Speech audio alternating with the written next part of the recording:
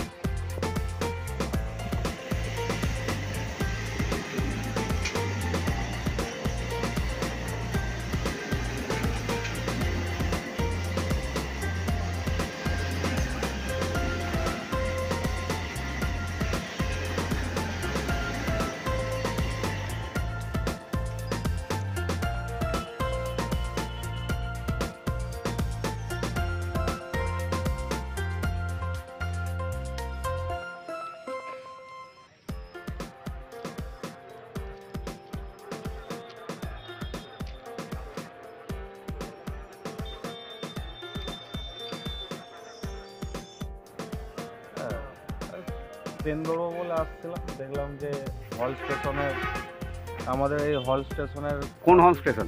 ধনিয়াখালী হল স্টেশনের পাশে একটা অ্যাক্সিডেন্ট হয়ে পড়ে আছে দেখলাম।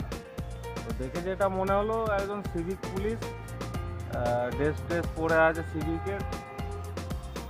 যতটা আনুমানিক আমাদের লোকালের নয়, আমার লোকালই বাড়ি, এখানেই বাড়ি, এখানকার নয় যেটা দেখে মনে হলো। হ্যাঁ, কি বলেছি, এখানকার নয়, এখানকার নয় দেখে যেটা মনে হলো। এখন কি অবস্থা দেখলেন?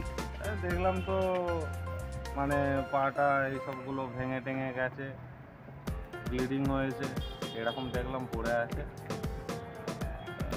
আপনার নাম? আমার নাম সৌভিক মালিক, আমার এখানেই বাড়ি লোকাল।